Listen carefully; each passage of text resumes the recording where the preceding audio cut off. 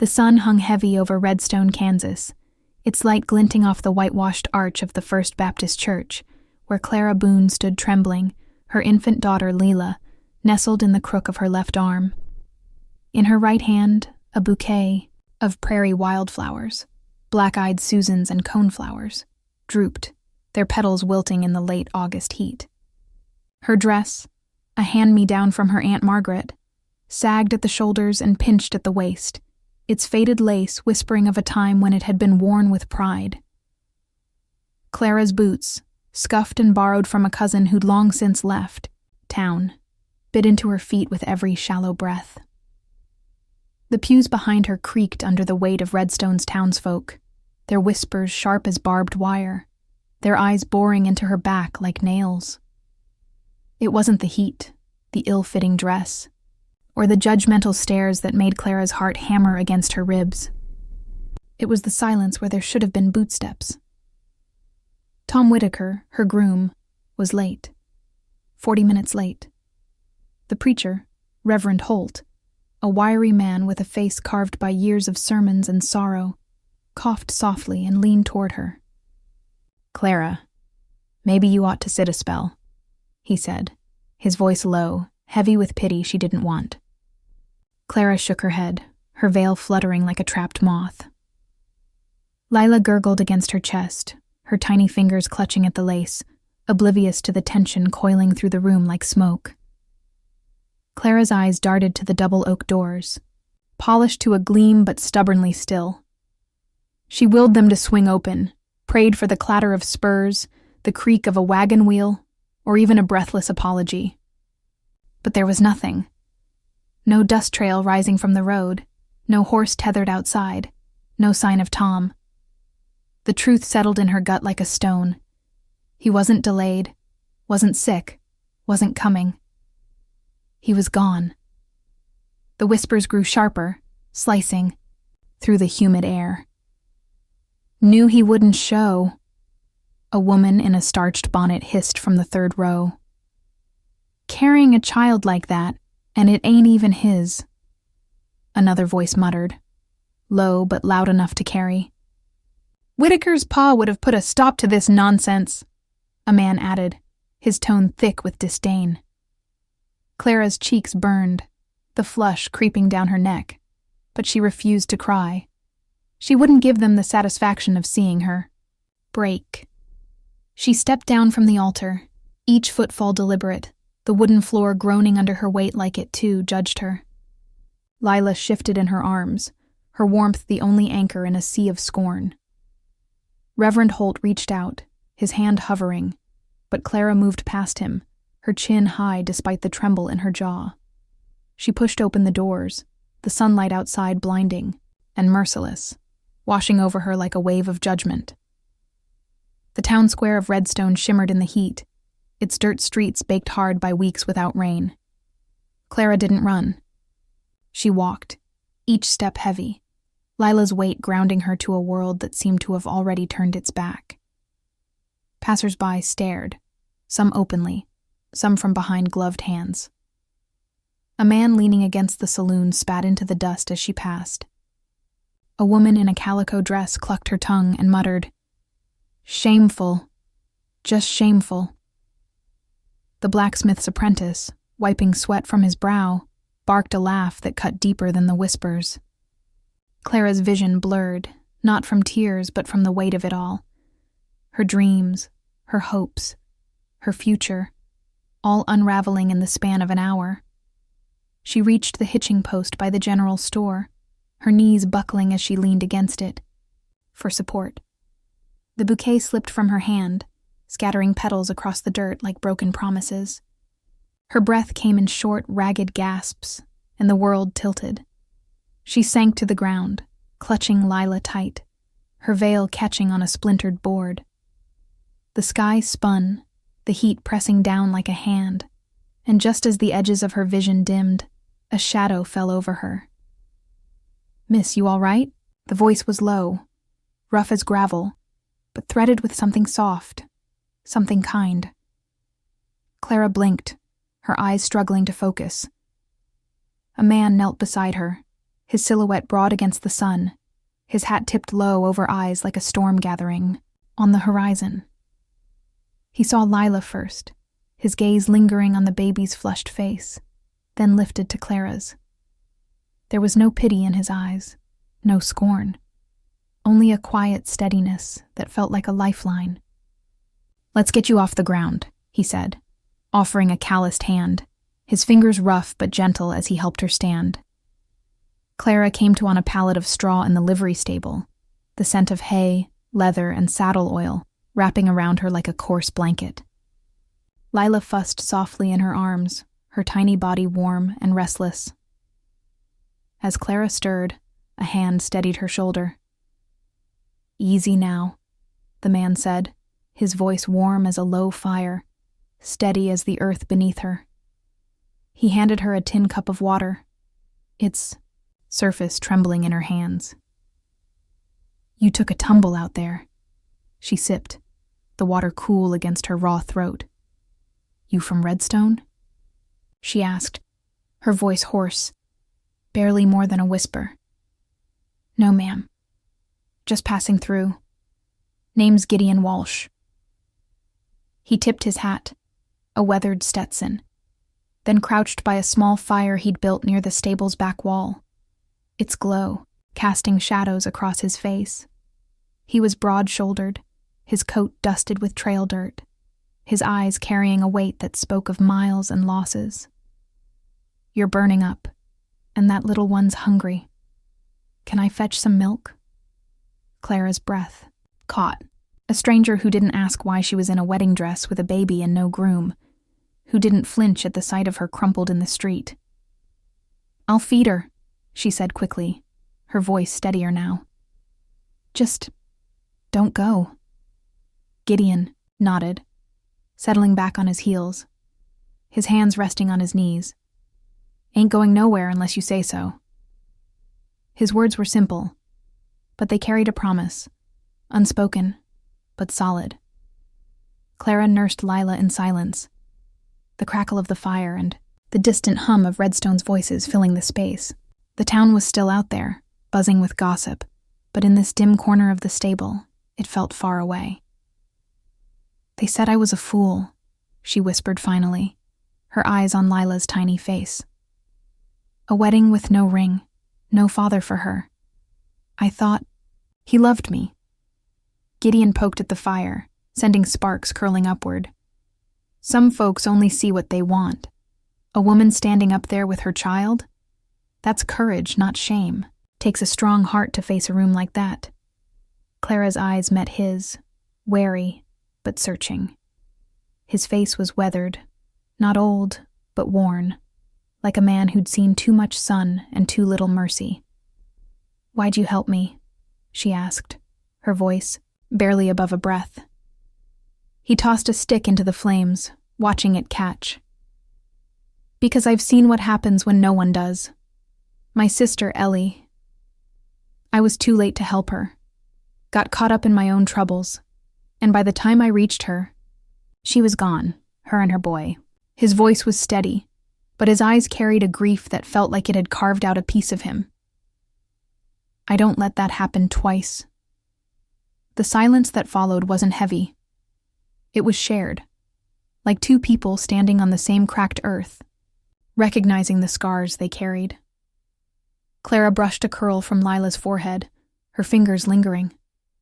"Eye system. I don't know where to go from here," she admitted, her voice breaking the quiet like a pebble dropped in a still pond. Gideon looked at her, his gaze steady as the fire's glow.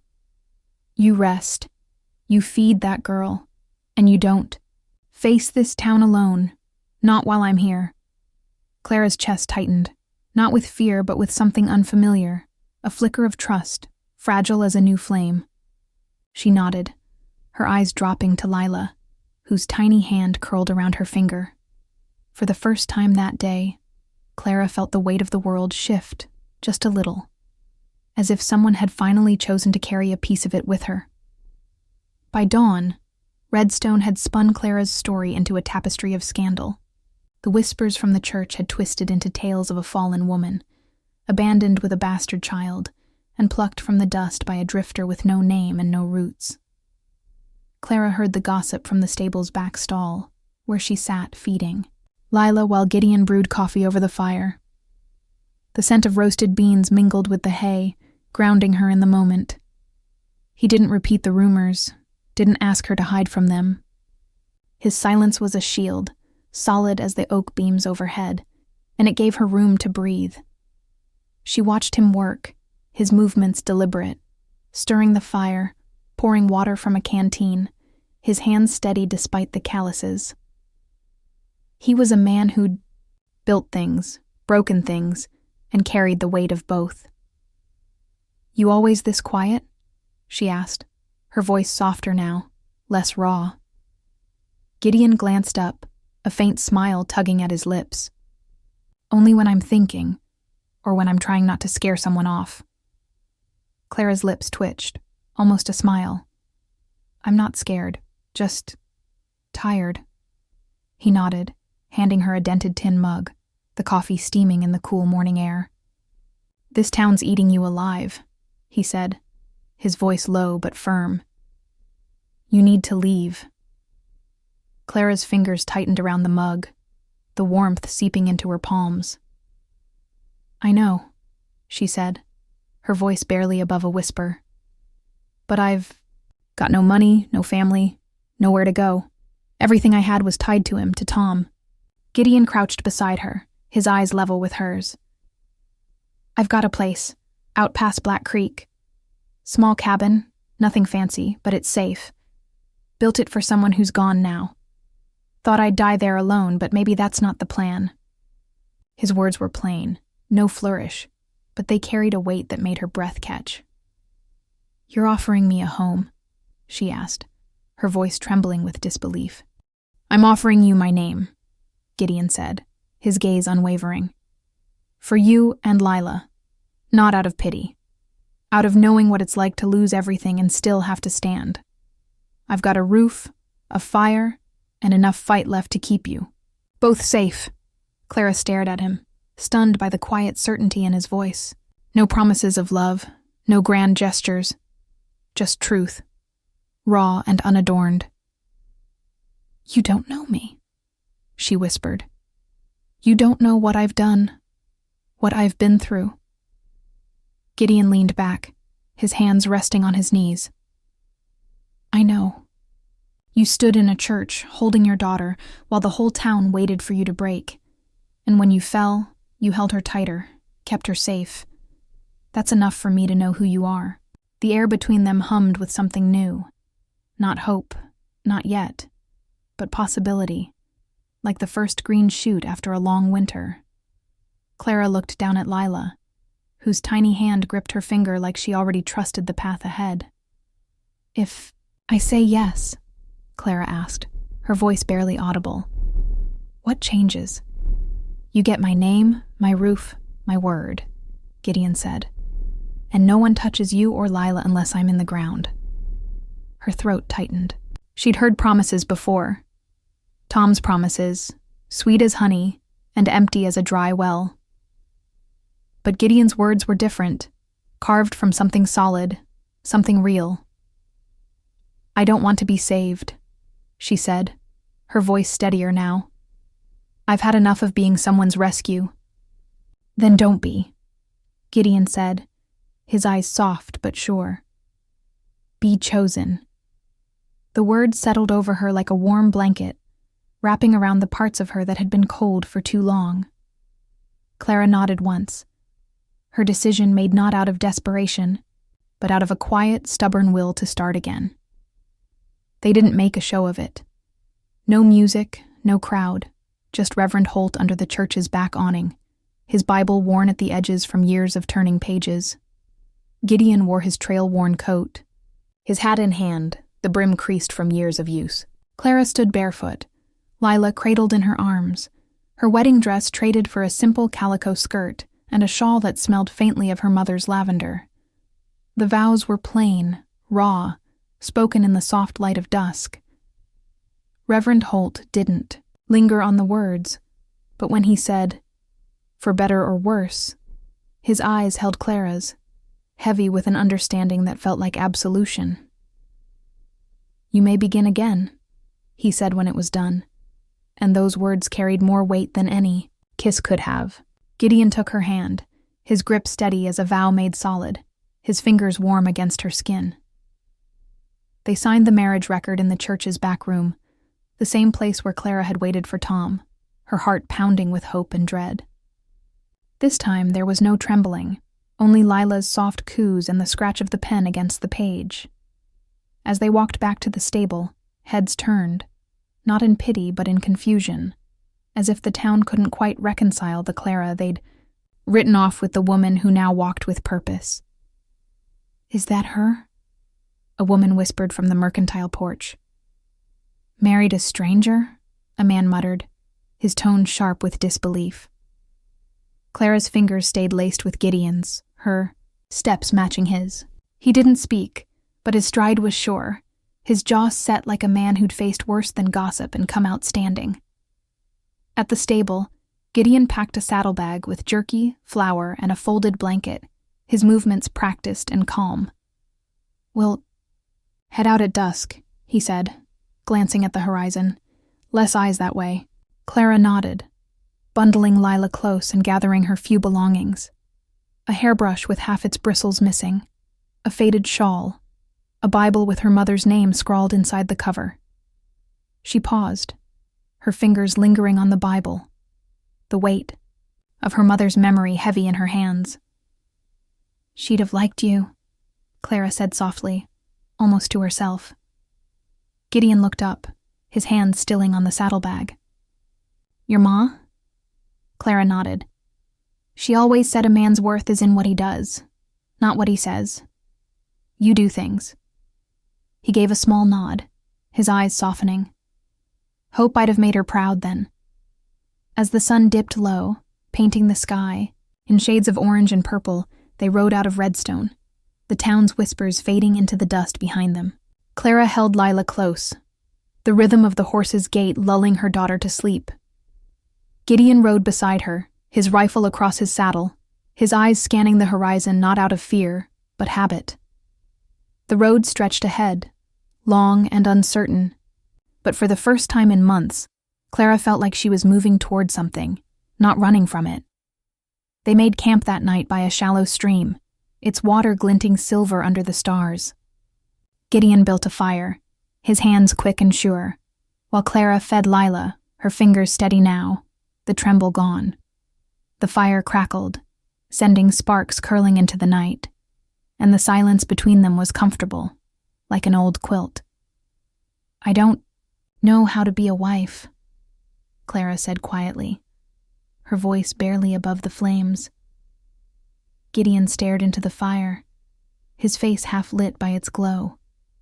"Don't be a wife, then. Just be Clara. That's more than enough." She smiled, faint but real, the first true smile she'd felt in weeks. "And you? What do I call you now?"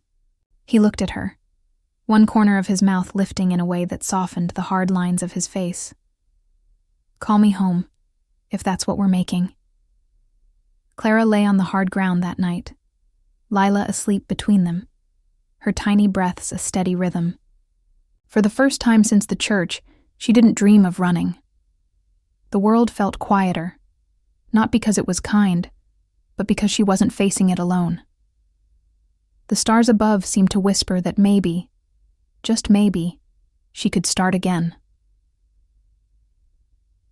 The trail to Black Creek was a winding ribbon of dust and sagebrush, cutting through rolling hills dotted with cottonwoods and the occasional scrub oak. Clara rode with Lila bundled against her chest, the baby's warmth a steady reminder of why she kept going. Gideon rode ahead, his silhouette sharp against the dawn, his rifle resting across his saddle. The air was cool, heavy with the scent of dew and wild mint, and the quiet between them was a companion, not a burden. They'd been riding for 2 days when hoofbeats broke the morning calm, fast and sharp, like a warning drum. Gideon reined in his horse, his hand resting lightly on the rifle, his eyes narrowing as he scanned the horizon. Clara turned in the saddle, Lila stirring against her, and her stomach dropped as Tom Whitaker rode up, his polished boots gleaming. Despite the trail dust, his grin too easy for a man who'd left her at an altar. "Well, Clara," he said, reining in his horse with a flourish, as if she'd just stepped out for a Sunday stroll. "Took me a while to track you down. Didn't think you'd run off so quick." Gideon moved his horse between them, his voice low and steady, like thunder rolling in the distance. "Ride on, mister. You're not wanted here." Tom ignored him. His eyes locked on Clara, his grin sharp as a blade. "You married this nobody?" he asked, his tone mocking. "After I left you standing there?" Clara's spine straightened, her chin lifting. "You didn't leave. You ran." Tom laughed, but it was hollow, a sound that grated against the quiet morning. "Call it what you want, darlin'. I had to think things over. Pa was spitting. Mad said I shamed the family name. But I'm here now. Come back to Redstone and I'll make it right. Pa'll pay for the wedding, the works. We'll set you up proper." Gideon's grip tightened on the rifle, his knuckles whitening. "You're offering her like she's livestock. She ain't yours to barter." Tom's eyes flicked to Gideon, his smirk fading slightly. "She's got my kid," he snapped. "That makes her mine." "She's hers," Gideon said, his voice like iron, unyielding. "And you lost any claim when you let her fall in the street while you hid behind your daddy's money." Clara's voice cut through, steady and sharp as a blade. "Lila's mine, Tom. I'd rather raise her in a lean-to with a man who sees us than in your mansion with a coward who runs." Tom's smile vanished, his eyes darkening. "You think you're safe with this saddle tramp? I'll drag you back. To Redstone myself." He reached for his belt, his fingers brushing the handle of a pistol. Gideon's rifle was up in an instant, the barrel steady, his voice flat. "Try it. But know I've buried more than you'll ever scare." Tom froze, his hand hovering, his eyes flicking between Gideon's rifle and Clara's unflinching stare. She stepped forward, her voice unshaken. "You gave me shame and silence, Tom. He gave me a name and a place to stand. Ride back to your father's table and tell him I'm not his to claim anymore." Tom's jaw tightened, but he saw something. In Clara he didn't recognize. A woman who didn't bend, who didn't plead. He spat into the dirt, wheeled his horse around, and rode off, the dust curling behind him like a snake. The silence that followed was heavy, full of the breath they hadn't realized they were holding. Gideon lowered the rifle, his eyes still on the horizon. Clara met his gaze, her voice soft but sure. "Thank you." He shook his head, his expression softening. "You didn't need me to save you, just to stand with you." They rode on, the horizon opening before them, vast and uncharted. Clara felt something settle in her chest. Not safety, not yet, but strength, like a seed taking root. The trail stretched ahead, and for the first time, she wasn't looking. They reached Black Creek by dusk on the third day, the cabin coming into view as the sun dipped low, painting the pines in shades of gold and crimson. It was a modest structure, weathered but sturdy, its chimney puffing softly against the evening sky. Gideon dismounted first, tying his horse to a post, then helped Clara down, his hand steady as he took Lila from her arms. The baby cooed, her tiny fingers grasping at his coat, and Clara's throat tightened at the sight. "It ain't much," Gideon said, nodding toward the cabin. "But the roof's solid, and the water's clean." Clara stepped inside, the air cool and scented with pine, ash, and a faint trace of sage. The room was sparse but tidy. 2 chairs, by a stone fireplace, a cot in the corner, a small table scarred from years of use. By the window stood a cradle, its wood smooth but untouched, a silent testament to a loss Clara hadn't yet asked about. Her fingers brushed the cradle's edge, lingering on the carved curves. "This was for her," she said softly, not a question. Gideon nodded, his eyes distant. My daughter, Sarah, never got to use it. Clara turned to him, her voice gentle. You sure you want us here, Gideon? In her space? His eyes met hers, steady and sure. You're not taking anything. You're giving it life. That night, they unpacked in silence, the only sounds the crackle of the fire and Lila's soft gurgles. Clara folded her few belongings, a shawl, a hairbrush, her mother's Bible, into a drawer that hadn't been opened in years. Gideon cooked. Beans and cornbread, the scent filling the cabin with a warmth that felt like a promise. When he handed her a plate, she took it, then reached for his hand, her fingers brushing his. You built this yourself? She asked. Every nail, he said, his voice low. Thought it'd just be me. Didn't know I was building for more. Clara smiled, soft and tired, the weight of the day settling into her bones. Maybe you were. You just didn't know who yet.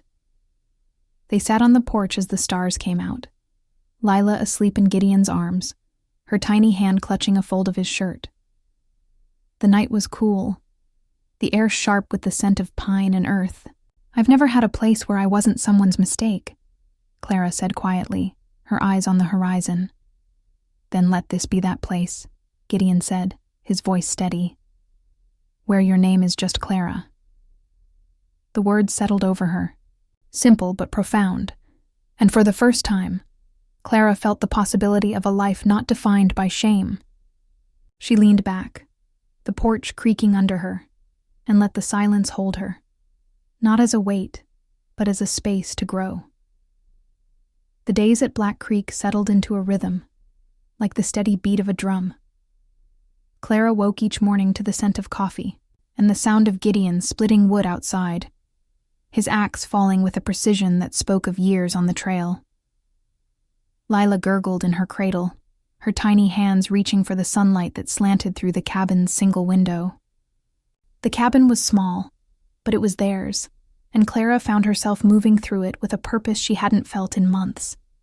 She learned the land quickly, the way the stream curved around a stand of willows, the path to the well where the water was cold and clear, the patch of wild mint that grew near the fence. Gideon taught her small things, how to check the snares he set for rabbits, how to bank the fire to keep it burning through the night. He didn't hover, didn't coddle, but his presence was a constant, like the shadow of the pines. One morning, as Clara hung a damp shawl to dry, Gideon came in from the barn, his hands dusted with hay. There's a town a half-day's ride from here, he said. Black Creek's got a store, a post office, a few folks who keep to themselves. We'll need supplies soon. Clara nodded, her fingers pausing on the shawl. Will they know me there? My story? Gideon shook his head. Doubt it. Redstone's gossip don't travel that far. You'll just be Clara Walsh, my wife. The word, wife, felt strange, like a dress that didn't quite fit.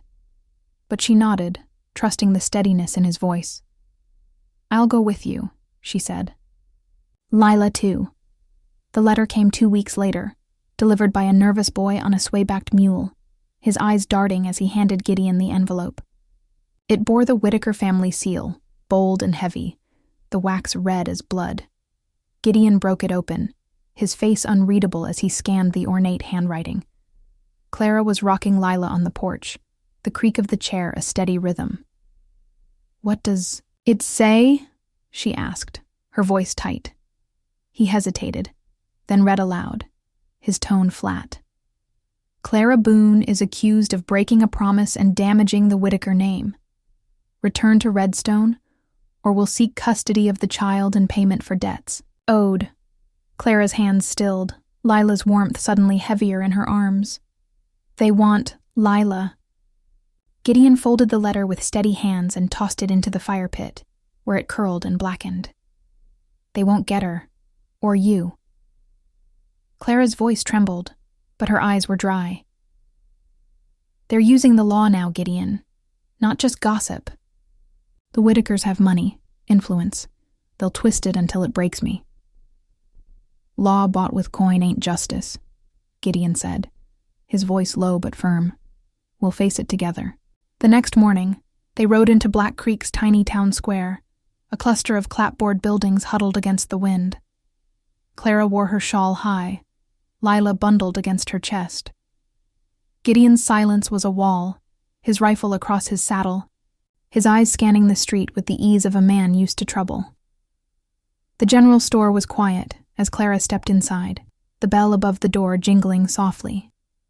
She bought sugar, cloth, a tin of peaches, her hands steady despite the eyes that followed her.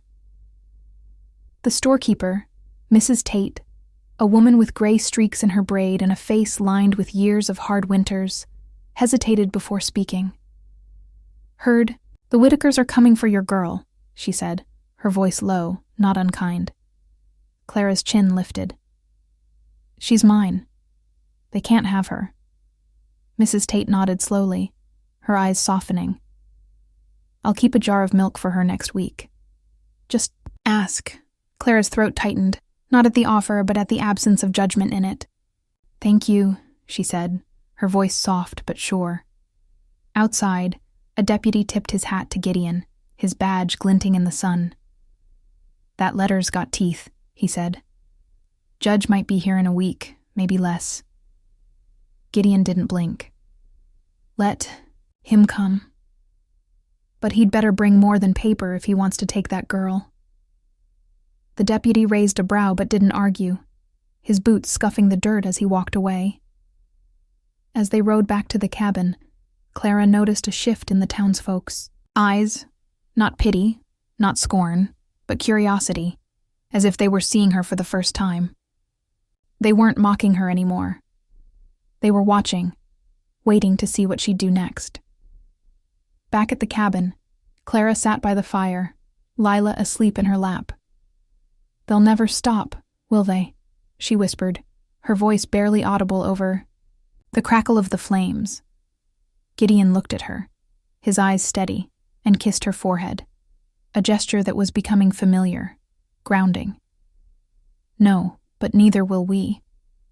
Clara leaned into him, the weight of his arm around her shoulders a quiet promise. The world was gathering its stones again.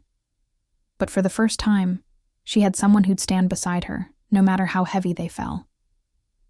The judge arrived on a Monday, his buggy gleaming like it had been polished that morning, his suit crisp, despite the dust of the trail. 2 Whitaker men followed, their boots too clean for ranch work, a legal document tucked in one's vest like a loaded gun. Clara stood on the cabin's porch, Lila in her arms, Gideon by her side. She didn't flinch, didn't tremble. Not this time. The judge unfolded the paper, his voice clipped and formal. "By order of Redstone County, I'm here to take the child, pending a guardianship claim by the Whitaker family." Gideon stepped forward, his voice low and flinted, like a blade being sharpened. "You'll need more than words to cross this porch." One of the Whitaker men laughed, a sharp, ugly sound. Think a cabin in the middle of nowhere, and a pity. "Marriage makes you her father?" Clara's voice cut through, sharp and clear. "He's more father to Lila than your name ever was. You left us in the dirt, Tom, and you didn't look back." The judge raised a brow, his pen poised over a notebook. "You admit the child was born out of wedlock?" Clara's eyes didn't waver. "I admit I survived a man who abandoned me in front of a town, with a baby in my arms and a heart bleeding out. If that's a crime, name it." The Whitaker men sneered, their voices dripping with disdain. "The law doesn't bend for drifters and their women." Gideon's voice dropped, like thunder rolling low. "Truth doesn't bend either. A dozen folks saw Tom Whitaker run. Put them on the stand, and let's see what they say." The judge hesitated, the Whitaker name heavy but not airtight, not out here where money didn't always buy loyalty. "Reverend..." Holt rode up then, his horse lathered, dust in his beard, a paper clutched in his hand. "Your Honor," he called, dismounting with a wince. "You'll want to see the marriage license." Signed, stamped, witnessed, dated one day after Tom Whitaker disappeared. The judge took the paper, his eyes scanning the lines. His expression cracked, just slightly. "This complicates things," he muttered. "No," Clara said, her voice calm but unyielding. "It ends them." The judge folded the license, his lips a thin line. "Without evidence of neglect or abuse, and with a legal marriage recorded, the child remains with her mother. This matter's closed unless appealed in court." One Whitaker man spat in the dirt, his face red with fury. The other cursed under his breath, but they followed the judge back to the buggy, their boots kicking up dust as they went. Clara exhaled, slow and deep, her shoulders sagging as the weight lifted. Gideon wrapped an arm around her, his touch steady, grounding. "That was the first time the law stood with me," she whispered, her eyes on the retreating buggy. Gideon kissed the crown of her head, his breath warm against her hair. "It won't be the last. Not while I'm breathing." Lila stirred in Clara's arms, her tiny fingers clutching at her shawl, and for a moment, the world felt right, like a puzzle piece clicking into place. They turned back to the cabin, the door creaking as they stepped inside, the warmth of the fire welcoming them home. The days that followed were quiet, but not empty. Clara found herself settling into the cabin's rhythm, her hands learning the weight of a broom, the feel of dough under her fingers. Gideon worked the land, mending fences, checking snares, his presence a constant without being overbearing. Lila began to babble, her sounds filling the cabin with a music Clara hadn't known she'd been missing. One evening, as Clara stirred a pot of stew, Gideon came in from the barn, his coat dusted with frost. "There's a barn dance in town next week," he said, his voice casual but deliberate. "Folks'll be there. Might be good for you to show your face. Let them see you standing." Clara paused, the spoon still in her hand. "They'll talk." "Let them," Gideon said, his eyes steady. "They'll talk no matter what. But you walking in with your head high, that changes the story they tell." She nodded, her lips pressing into a determined line. "All right, we'll go." The barn dance was held in a weathered structure on the edge of Black Creek, its walls strung with lanterns that cast a warm glow over the crowd. Clara wore a clean dress, her shawl pinned neatly, Lila on her hip. Gideon walked beside her, his hat low, his hand resting lightly on her back. The music, a fiddle and a banjo, filled the air, and the townsfolk parted as they entered, their eyes curious but not cruel. Mrs. Tate was there, her braid tucked under a bonnet, and she smiled as Clara approached. "Brought you something," she said, handing Clara a small jar of honey. "For the little one. She's got your eyes." Clara's throat tightened, but she smiled.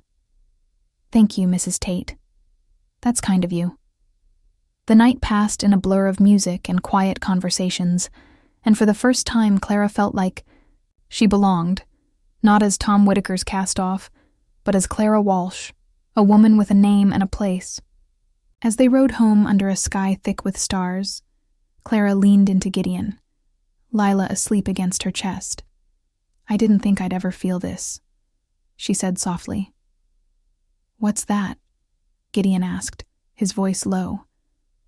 "Like I'm enough," she said, and the words felt like a confession, a release. Gideon's hand found hers, his fingers lacing through. "You always were, Clara. Just took the right eyes to see it." The first time Lila laughed, it was like a bell ringing in the quiet of the cabin, clear and bright. Clara was kneading dough, her hands dusted with flour, when the sound stopped her cold. She turned to see Lila on Gideon's knee, her tiny arms flailing, her face lit with joy as she giggled, a round-bellied sound that seemed to fill the room. Gideon stared, caught off guard, his eyes wide with something like awe. Then slowly he smiled, a real, unguarded smile that softened the hard lines of his face, a smile that belonged to a man who'd forgotten how to laugh without pain. "She's laughing," Clara said, wiping her hands on her apron and crossing the room, her bare feet soft against the wooden floor. "At nothing," Gideon said, still stunned, his voice thick. "Just me bouncing her." Lila squealed again, her tiny lungs bursting with delight, and Clara's eyes filled with tears, not of sorrow, but of something deeper, something whole. "She's never done that before," she said, her voice breaking. "I know," Gideon whispered, his eyes on Lila, then lifting to meet Clara's. "I heard." Clara knelt beside them, leaning into Gideon's side, Lila warm between them. The fire crackled, casting shadows across the cabin, and for a moment, the world was just the three of them, bound by a sound that felt like a miracle. "Do you ever think," Clara began, her voice slow, "that maybe we weren't meant to find each other, but we needed to?" Gideon's voice was low, steady. "Every day."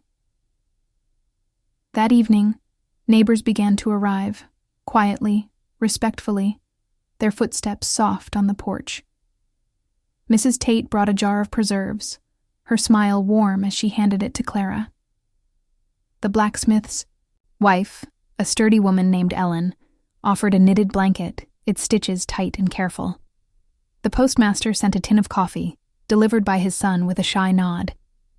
Clara stood at the door, accepting each gift with a quiet thank you, her heart full in a way she hadn't thought possible. "They're not staring anymore," she said that night as the last visitor left, the gifts stacked neatly by the door. Gideon lit the lantern, its glow warm against the darkness. "They see us now, Clara. Not what the town told them to see." She touched the blanket, her fingers lingering on the soft wool. "They don't laugh at her joy," she said, her voice soft. "That's a start," Gideon said, his hand covering hers, his touch a quiet anchor. The weeks that followed were a slow unfolding, like a flower opening to the sun. Clara learned to bake cornbread that didn't burn, to mend a shirt with stitches that held. Gideon taught her to ride better, to read the land for signs of weather or trouble. Lila grew, her laughter a constant now, filling the cabin with a lightness that made the walls feel alive. One afternoon, as Clara hung laundry on a line strung between two pines, a rider approached, his horse kicking up dust. It was the postmaster's son, a boy named Caleb, his face flushed from the ride. "Letter for you, Mrs. Walsh," he said, handing her an envelope with no seal, just her name scrawled in a hurried hand. Clara's stomach tightened as she opened it, Gideon watching from the barn. The letter was from her cousin Hannah, who'd left Redstone years ago for a teaching job in Abilene. "Clara, word reached me about what happened. I'm proud of you for standing tall. If you ever need a place, my door's open. You're not alone." Clara's eyes stung, and she folded the letter carefully, tucking it into her apron. "She's family," Clara said when Gideon approached, his eyes questioning, the only one who didn't turn her back. Gideon nodded, his hand resting on her shoulder. "Good to know you've got someone else out there. But you've got me too." Clara smiled, the weight of the letter lightening her heart. "I know." That night, they sat on the porch, Lila asleep in the cradle inside, the stars spilling across the sky like a promise. Clara wrapped her shawl tighter, the air cool against her skin. "I used to think I'd never have a place where I could just be," she said. "Not Clara Boone, not Tom's mistake, just me." Gideon rocked slowly in the chair beside her, his eyes on the horizon. "This is that place. You choose what your name means here." Clara looked at him, this quiet cowboy who didn't try to fix her, didn't ask her to forget, only offered space beside him and meant it. "What if I don't know what to build?" she asked, her voice soft. He shifted Lila's blanket gently, his fingers careful. Then we build slow, together. A year after Clara stood alone in the church, her heart breaking under the weight of Redstone stairs, she returned to its steps for a friend's wedding. The First Baptist Church was softer now, its arch draped with wildflowers, the air warm, with the promise of spring. Gideon stood beside her, Lila on his hip, her bright eyes scanning the small crowd gathered for the marriage of a ranch girl and a blacksmith. Clara wore a new dress, one she'd sewn herself, its blue fabric catching the light. She wasn't trembling, wasn't alone. The townsfolk didn't whisper now. Some nodded as she passed, some even smiled, their eyes holding a respect that hadn't. Been there before? Reverend Holt called out, "All are welcome who come with kindness," and his words felt like a blessing, not a judgment. Clara wasn't the story of shame anymore. She was the woman who'd survived it, who'd walked through fire and come out stronger. After the ceremony, as a fiddle played low and sweet, Clara wandered to the edge of the wooden platform where Gideon stood, gazing out at the prairie, the horizon painted in shades of pink and gold. She brushed her hand along his back, her touch light but sure. "You remembering her?" she asked gently, her voice soft against the music. Gideon nodded, his eyes distant but not haunted. Good thing I've got started with losing her. That still hurts, but it doesn't own me." Clara leaned into him, her shoulder against his. "You're allowed both. The hurt and the good." He looked down at her, his eyes softening, and kissed her forehead. Not as a gesture, but as a presence. Steady and real. "You're not what came after, Clara. You're what came home." They returned to Black Creek that night, the cabin glowing warm under the stars, its chimney puffing softly against the darkness. Clara tucked Lila into the cradle, her fingers lingering on the baby's cheek as she watched her breathe. She thought of the girl who'd stood trembling in that church, hands shaking, heart breaking, a baby in her arms and no one by her side. And then she thought of this, a roof overhead, a man who never made her earn his loyalty, and a child whose laughter had made the walls sing. Outside, Gideon was mending a gate, his hammer tapping softly, a tune humming under his breath. Clara stepped out, her apron still dusted with flour from the cornbread she'd baked. "The gate's fine," she said, wrapping her arms around him from behind, her cheek against his shoulder. "I know," he said, his voice warm, "just like hearing you come find me." They sat on the porch steps, the sky spilling stars like promises kept. Clara leaned against him, the night cool but not cold, the silence between them full of something honest, something whole. "Did you ever think," she asked, her voice soft, "that what broke us might be what built us?" Gideon looked at her, then at the cabin, then at Lila sleeping just inside, her tiny breaths a steady rhythm. "No," he said, his voice low but sure. "But I'm glad it did." The spring brought new life to Black Creek, wildflowers blooming along the stream, the willows greening, the air soft with possibility. Clara planted a small garden behind the cabin, her hands learning the feel of soil, the weight of seeds. Gideon built a fence to keep the rabbits out, his hands steady as he drove each post. Lila toddled now, her steps unsteady but fearless, her laughter a constant melody.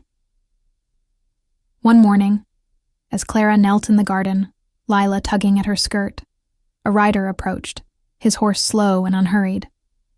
It was Mrs. Tate, her braid tucked under a bonnet, a basket in her lap. "Thought you might like some seedlings," she said, dismounting. "Tomatoes, beans, they'll grow well here." Clara stood, wiping her hands on her apron, her smile genuine. "That's kind of you, Mrs. Tate. Would you like some coffee?" They sat on the porch, the basket of seedlings between them, Lila playing in the dirt at their feet. Mrs. Tate sipped her coffee, her eyes on the horizon. "Folks in town talk about you now," she said. "Not the way they used to. They say you're building something here, something real." Clara's chest warmed, the words settling like a gift. "We're trying," she said. "One day at a time." Mrs. Tate nodded, her smile soft. "That's all anyone can do." That evening, as the sun set, Clara and Gideon sat on the porch, Lila asleep in her cradle inside. The air was warm, scented with sage and the promise of summer. Clara leaned against Gideon, her hand finding his. "I used to think I'd never have this," she said. "A place, a family, a name that's mine." Gideon's fingers tightened around hers. "You've got it now, and it's yours to keep." Clara smiled, the stars above bright and endless. She wasn't running anymore, wasn't hiding. She was home. Please like, share, and subscribe to support more heartfelt stories on Stories Left Behind. If you'd seen Clara at that altar, would you have stepped forward? Tell us in the comments.